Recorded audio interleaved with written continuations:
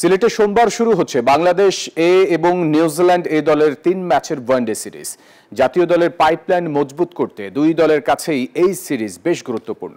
টাইগারদের নেতৃত্বে থাকছেন নুরুল হাসান সোহান, জানালেন জয় ছাড়া কিছুই ভাবছেন না তিনি। সিলেটে নিজেদের ঝালিয়ে নিয়েছেন নুরুল হাসান সোহান, শামীম পাটোয়ারি, নাইম শেখরা।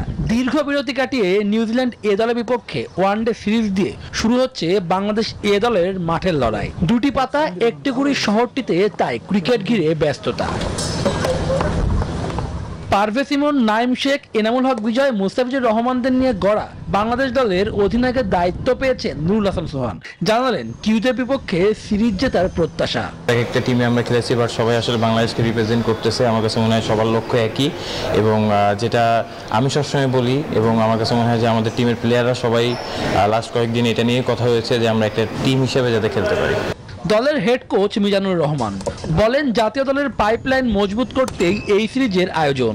যারা অন এন্ড অফ আছে তারাই খেলছে, সো এইটাই হওয়া উচিত, যেটা নাকি আমরা ন্যাশনাল টিমের যেই গ্যাপগুলা আছে এই গ্যাপগুলা আমাদের পূরণ করা আমাদের মেইন টার্গেট।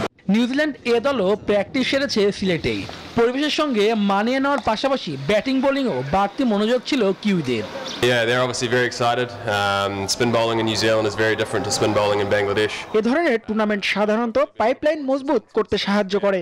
আমরা ভবিষ্যতে নিউজিল্যান্ড দলকে প্রতিনিধিত্ব করতে চাই, তারই সিঁড়ি এটি।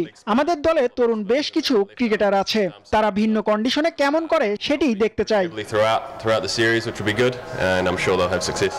সিলেটের সবগুলো ম্যাচ মাঠে গড়াবে সকাল 9টায়। শুভদেব নাথ, নিউজ 24।